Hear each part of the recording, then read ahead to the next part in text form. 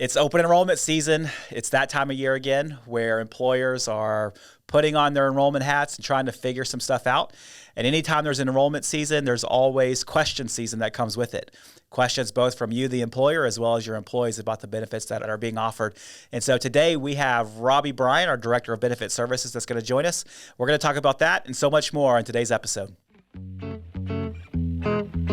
This is the One Step Better podcast.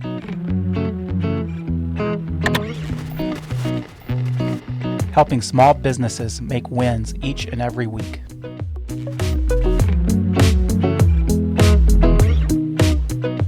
Robbie, going back to when you first started in the workforce, maybe your first full-time job that was an actual benefits eligible job. What are some of the questions that you had around benefits? What were some of the things that really hung you up, the things that you struggled with, maybe didn't understand a little bit? I think it was more of an eye-opener that a lot of benefits costs a lot of money. You know, fresh out of college, we did not know what money was. We had no money. My wife and I were just married. And I think one of the biggest mistakes that I made personally, signing us up for insurance because we were both coming off of our parents' insurance plans, was that I looked for the cheapest route possible. And that looked like the HDHP offering with my employer at the time.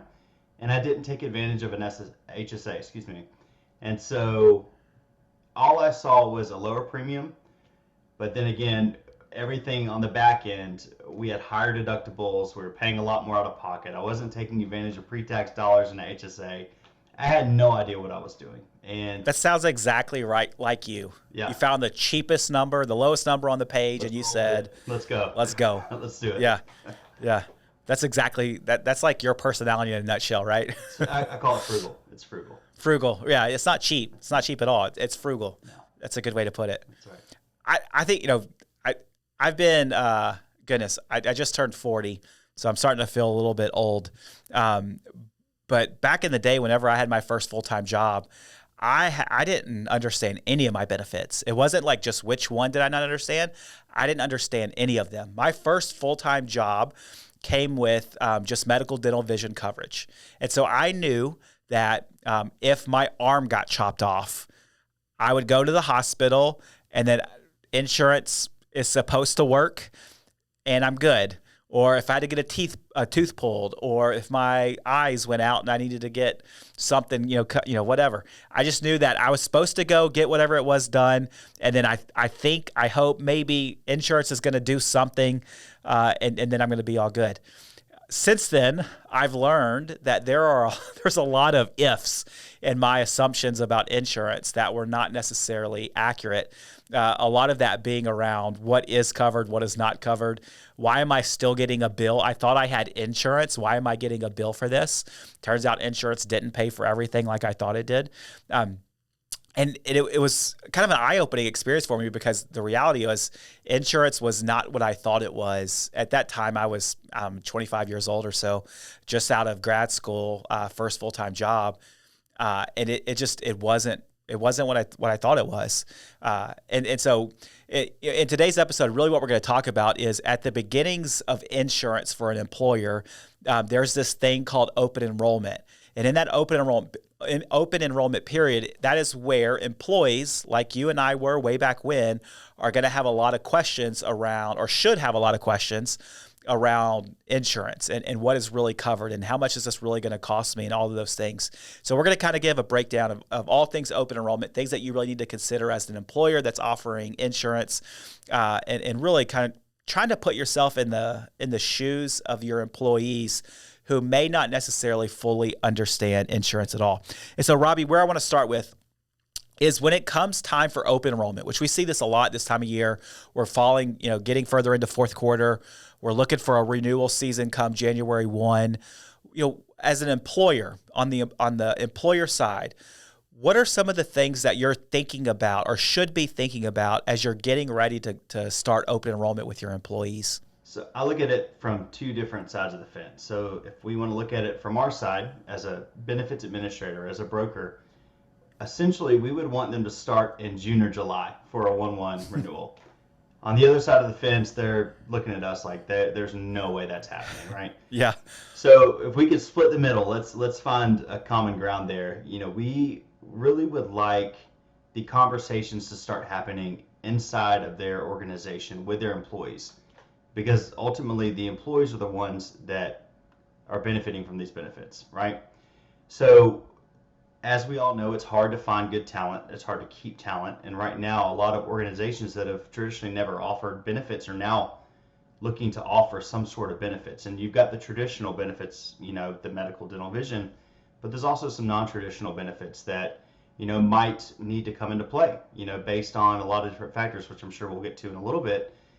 But ultimately it comes down to the conversations with the employee. And, surveys are great for this, especially anonymous surveys. If you've got employees that might not feel confident to speak up and share their thoughts, right? Find out what truly your employees are looking for, right? It might not be the traditional sense of medical, dental, vision.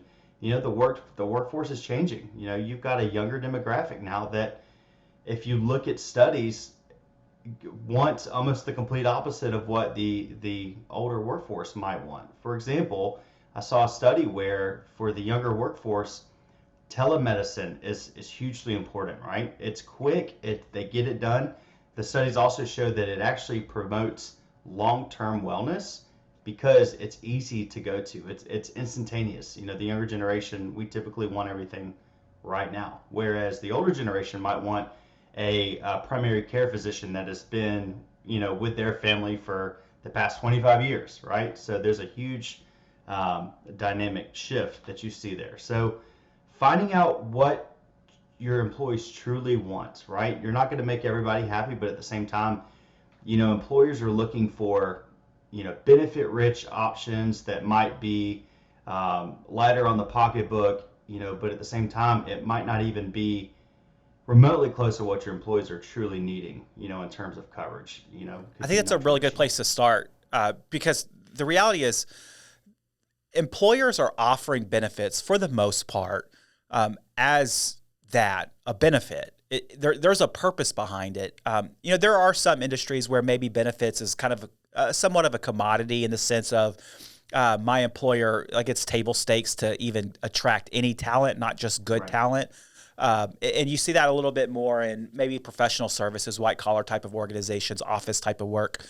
For some employers where it's, I'm not even going to get applications unless I have some type of benefit package that comes with this job. But then there's other organizations that this is a true perk. It helps them stand apart. And I think it's really important to start with offering benefits that actually meet those goals. If my goal is to just offer baseline benefits, that is, I could check the box that says I have to offer benefits to attract anybody, then my benefit package is probably going to look a little bit different from the employer that says, I'm looking for everything under the sun to be the leader in my industry as it relates to benefit packages. And here's the thing, neither of those are wrong. This isn't like one is right, one is wrong. It's not even one is good, one is better. It's really about what your goals are as an employer, because I may offer above average salary and offer an average salary package as part of my recruiting, or I may offer an average salary and above average salary package. It's different techniques, different strategies. But it is really important to look at the benefits that you do offer and ask yourself, do my employees actually care about this? Right. Because if your employees don't care about it, it doesn't matter what your goal is, you're not accomplishing that goal. Right. And that's employers hate to waste money, but it's even more of a sting when it's, I'm wasting money on something that I thought was actually helping me win, Right. when it turns out it's not at all. There's a bit of more of a sting that comes with that, I think. Well, the way I see it too, your medical, dental, vision, to me, that's a pay to play. You have to have those to be competitive in an organization that you want to scale and you want to attract people to, talent to, right? I think you also need to take a look at maybe some non-traditional benefits, especially after the pandemic. For example, we've mentioned telemedicine. We've mentioned, virtual docs. There's a whole bunch of different names for the same thing. But also too, I read a study in PubMed the other day that said, post-pandemic, anxiety rates have increased from a roughly 6.3% to 50%. Depression has increased from 14.6% to 48%. Psychological distress, 34 to 38%. So mental health and wellness benefits is one of the top trending non-traditional benefits that you're seeing out in the marketplace right now, along with critical illness, right? Because of, very specific tragic diseases or illnesses that you may get, you want to be covered there as well. So Yeah. there's really, to your point, there's no right or wrong offering, but it's let's open the doors and let's actually broaden that scope of what we're doing to attract the best talent, but also to have packages that benefit the majority of our workforce and not just what we think would benefit the majority of our workforce. Yeah, you mentioned earlier, like doing like an employee survey, just asking the simple question, hey, how do you feel about our benefits package? Or even what benefits do we not offer? Would you like to see? Those types of things. And those could be, really good. Those have their place at times. But also don't be afraid to look at your enrollment data. If we've seen this happen a couple of times where, we offer 3 different medical plans and turns out 80% of our employees are on plan 1 and the 19% are on plan 2. Well, maybe I'm confusing things by offering 3 plans. Maybe I need to scale that back to just offering 2 plans. Right. Or even ask myself, why is everybody moving to this plan? Is it cheaper? If it's cheaper, then is the coverage still really what our employees want it to be? Because it's a real thing wherever I offer insurance, I offer medical coverage, but also my employees hate it. They don't have any other options, so they enroll, but they really hate the coverage. And you start to get into those things, and you know what? Maybe it makes sense to change up the actual details of those plans or reduce the number of plans that you offer to make the ones that you do offer a little bit more impactful. I think you used the word benefit rich. And I think that's a really good goal to have. If you're truly trying to offer employee benefits, make sure those benefits are rich, that your employees will receive them well, that they actually agree with your perception that they are, in fact, rich of benefits. And so let's say that we've already decided, all right, this is the packages, that are the plans that we're going to offer. Maybe it's med, dental, vision. Maybe we're throwing some disability insurance. Maybe it's employer paid life. Maybe we go non-traditional with things like pet insurance or telemedicine offerings, mental health benefits, things like that. I've already decided on those things. You mentioned, in our world as a broker side, we would love to start this conversation 6 months earlier. We also know that's not realistic. At what point do you really think that employers truly should start to roll out some changes or communicate to their employees about, what their benefits look like and what they are? Sure. So I think one of the biggest takeaways from this podcast would be to work backwards. And so you've narrowed it down. You know what you're going to offer. You know the carriers you're working with. Find out from those carriers when their drop dead, stop dates are. When will they stop accepting enrollment information? If you've got a carrier feed, do they have blackout periods? You need to understand from a carrier standpoint what the timeline is for them, because the timeline doesn't just stop with your organization. It doesn't just stop with your broker. It's got to carry through to make sure that cards can be produced in a timely manner, that your employees day one are covered and can be seen by a dentist, optometrist, physician, whatever it may be. So one thing I like to suggest is to work backwards. Find out what those dates are and then start putting in milestone dates. And if you look at the front side of that timeline now, education is hugely important, right? You don't want to just give your employees a bunch of paper and say, hey, here's your offerings, best of luck, let us know if you can enroll. They don't know what they're enrolling in. Most HR professionals don't truly understand what the benefits are capable of offering, right? They don't know how to read a summary plan description, whatever it may be. So being able to sit down with somebody who is knowledgeable about these plans, what is offered, maybe what the differences are. Say that you're offering 2 or 3 different medical plans, a bronze, silver, gold, whatever it may be. Find out the differences and be able to present that to your workforce in a way that can be understood by most, right? And then having an open door policy so that people can come in and continue to ask questions as enrolling. And if you're small enough, or if you have the ability, sit down with each individual and actually help them go through the enrollment. that's another an option so that you can get real-time feedback and maybe address questions before they're asked by others if you're seeing a trend when it comes to some of the conversations that you're having with your workforce.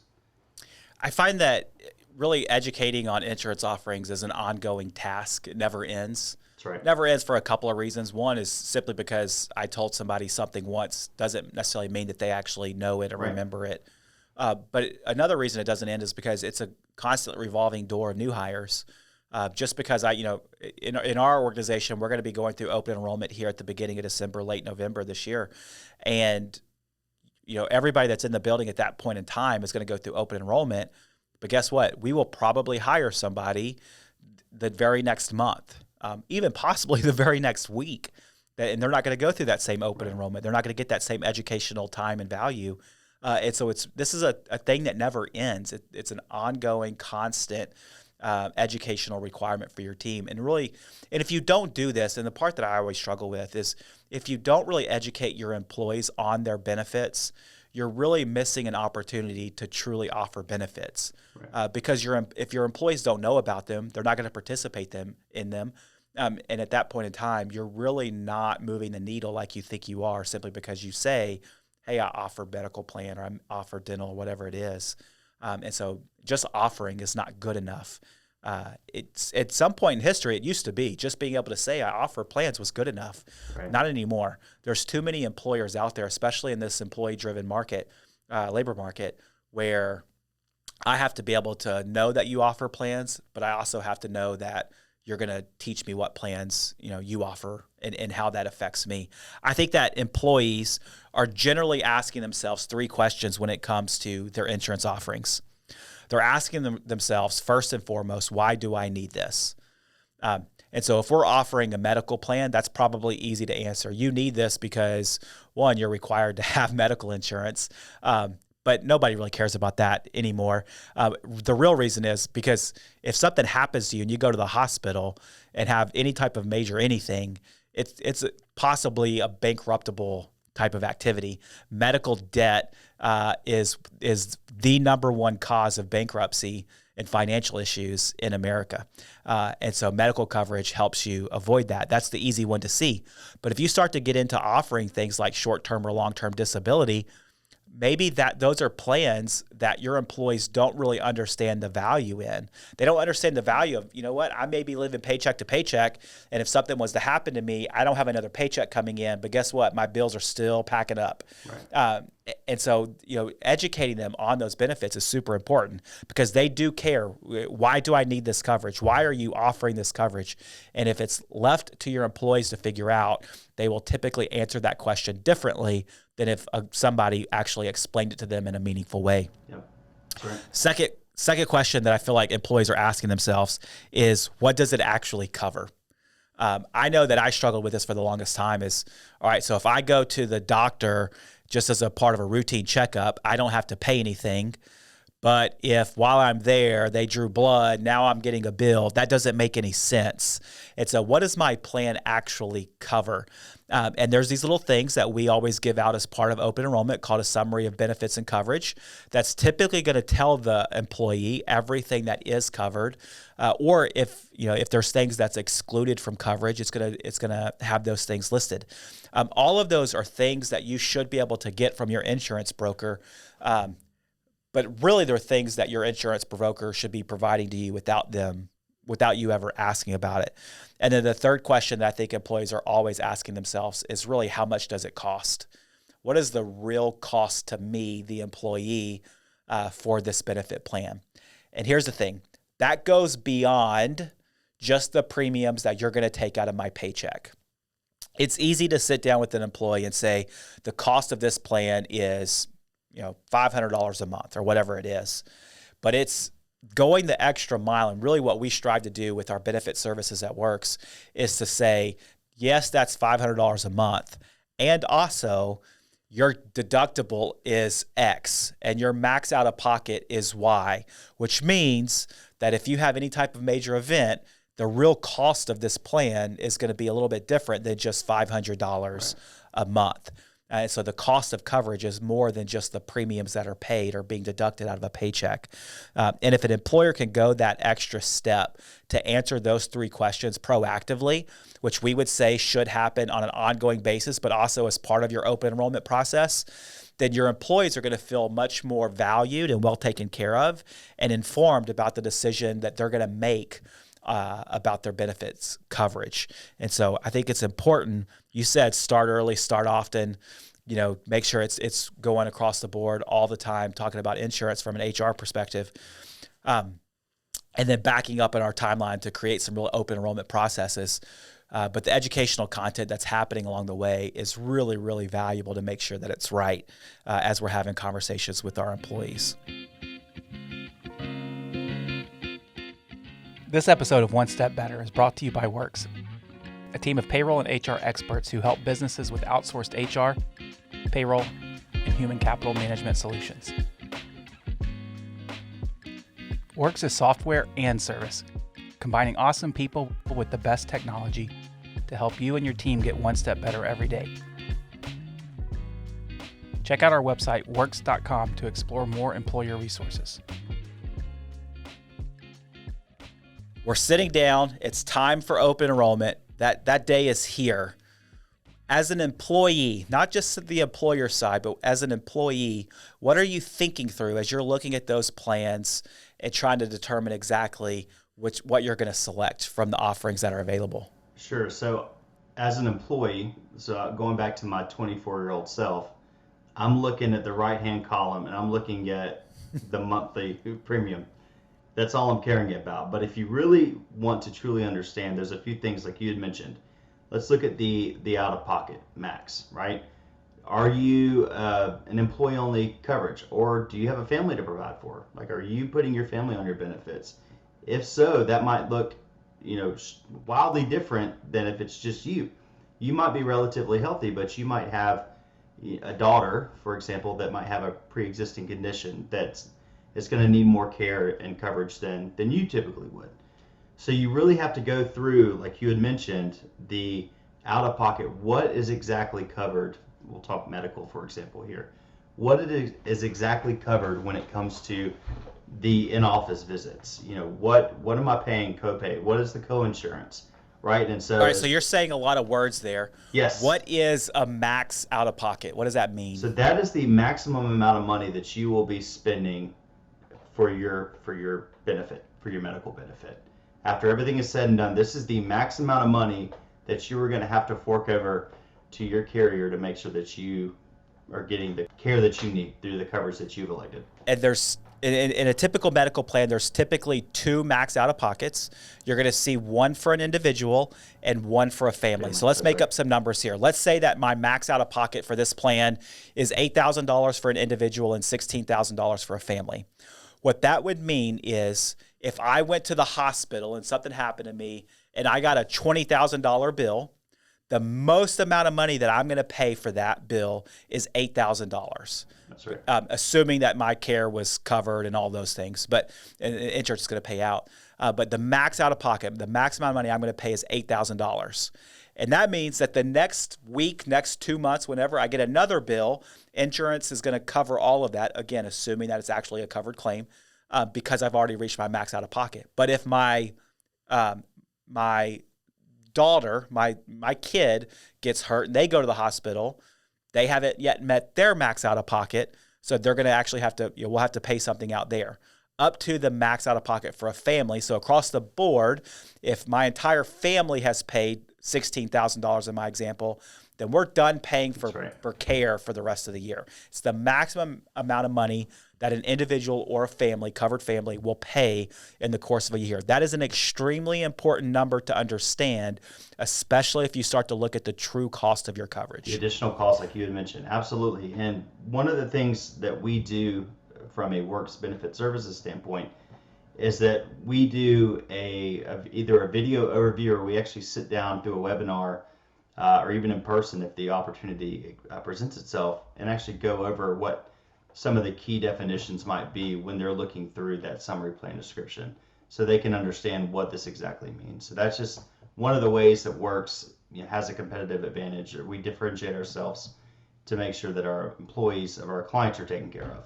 You used another one. You said co-insurance. What's co-insurance? Co-insurance is the amount of money or the amount of a bill that you're still responsible for after your deductible is met. So typically what you see is an 80-20, where the insurance carrier is responsible for 80% of the charge, where you're still responsible for 20% of the charge.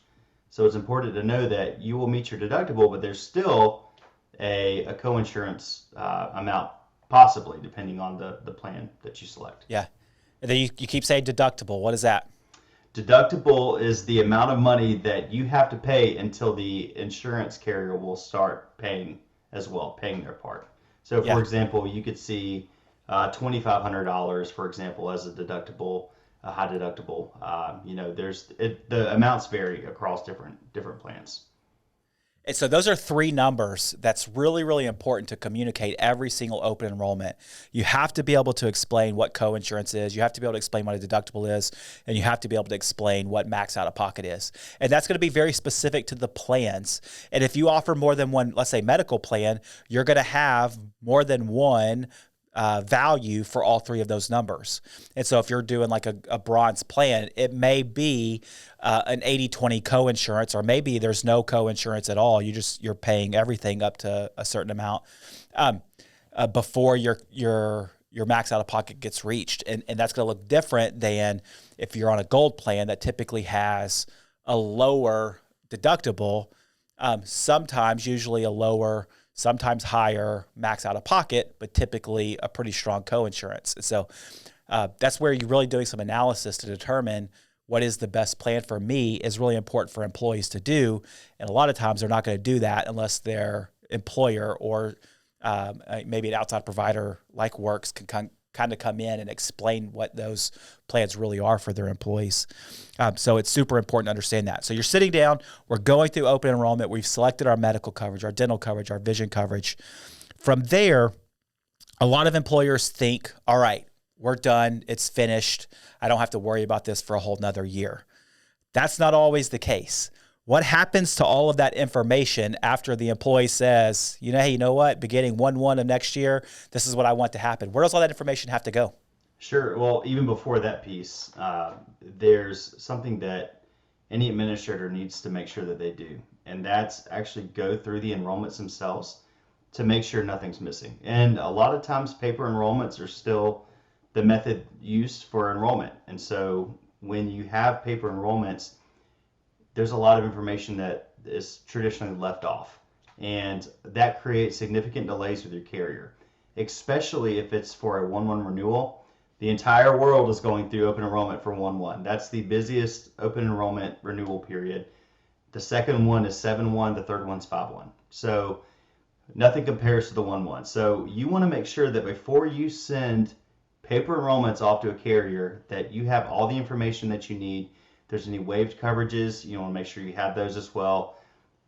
That's very important. That's one takeaway that I want to make sure everybody keeps in the back of their head is you want to make sure that when you're submitting, you are confident that it's correct.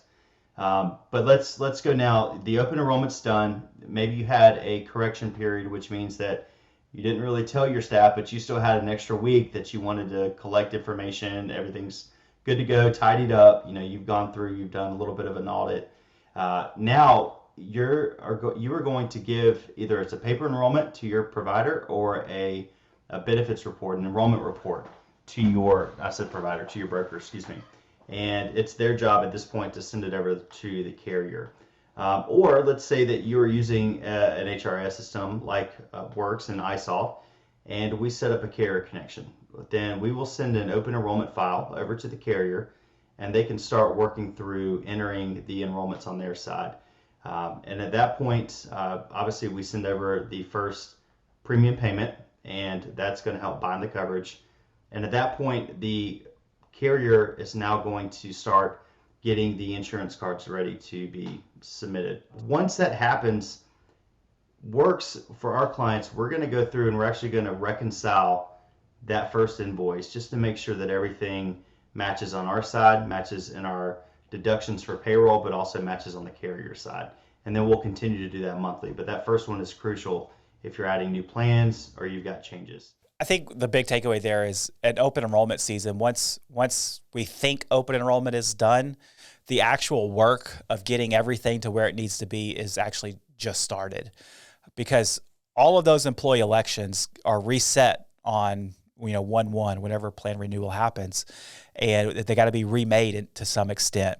And all of that data, it affects payroll, it affects your carriers, it affects your insurance bill. There's a lot of moving parts that come with that, and which is why part of the reason why we say start as early as you possibly can to make this as easy of a transition as possible, because it's frustrating for an employee to maybe 1/1, 1/2 they go to the doctor and I don't see that you're covered, and a lot of times that'll happen, and it's just simple clerical error. The nature of 1/1 enrollments too. Yeah. It is. And sometimes it'll happen, but it does. It's a friction point for your employees that can sometimes be avoided through careful planning and execution on the front end. And so we want to make sure that we're doing that. So, Robbie, we've talked about a lot of stuff. A couple of big things that I think stood out to me as important, and you could just kind of talk a little bit more about this, and then we'll wrap up. It's important for employers to offer benefits that are truly valuable to their employees. And if you miss the mark there, then what are we really doing? Why are we even offering these benefits to begin with? And the second thing is open enrollment and offering benefits is not as easy as simply saying, hey, you know what? We offer benefits today. Let me know what you want and let's move on. It is something that's compliance driven. The IRS actually has some regulations. ERISA actually has some regulations around defined benefit plans, and it's not as simple as a lot of people make it out to be. So, what are your kind of final thoughts as we start to wrap up here? Sure. I think really number one, and those can kind of blur those 2 points together. You really need to know your workforce, right? And just even over the past 10 years, just the demographic and the makeup of the workforce has changed dramatically. You've got the baby boomers retiring, and you've got a younger generation, and their wants and needs are completely different. I know we had mentioned that before. And I know you have to look at things as a whole, but one fact that, I feel like could indirectly contribute to the different needs or wants for the current workforce than, say, 10 years ago. Since 2007, the birth rates have fallen, I think, almost 20%. So, you've got, for example, I'll take myself for example. We had our first daughter when I was 24 years old. So, we started early with a family, but you're seeing now a lot of people are waiting to have children or not having children. So we talked about your benefit selections might vary based on if it's just for you or if it's for a family, right? So the entire dynamic of what should be offered and, traditionally non-traditional benefits, you truly need to understand the pulse of your workforce and what that looks like to them. And whether it's through surveys or whether it's through just looking at, past elections, whatever it may be, benefit elections, you need to make sure that you truly know what is going to be the biggest bang for the buck for your organization. And it might not be, truly, just dental, medical, and vision. We've talked about, things such as, teledoc, critical illness, mental health and wellness, EPAs. One of the things that we can also think about is remote work opportunities, different paid time off, flexible hours, student loan assistance. I mean, there's a lot of things that can be pulled in that, might not be traditionally offered with benefits, but now are a thing, right, for benefits. It's just giving you a competitive edge, to attract these, the right talent for your organization. Well, Robbie, I appreciate you taking some time to talk with us today.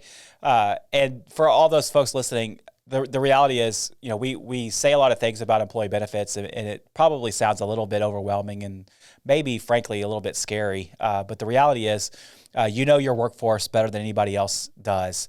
And if you're offering employee benefits that really are moving the needle and you need some help administering those, reach out to us and we'd be glad to help. But if you're not offering any benefits at all and you know that that's causing you to miss out on talent, or you have people leaving your organizations for better opportunities or different opportunities is probably what I should say, then let us know, because we can custom design some things that's going to really make a difference for your employee base and help you administer those in a way that is really frictionless so your employees get the best experience possible. And so thanks for listening today. I really appreciate it. If we can do anything for you, reach out to us at onestepbetter@works.com. Thanks and have a great day.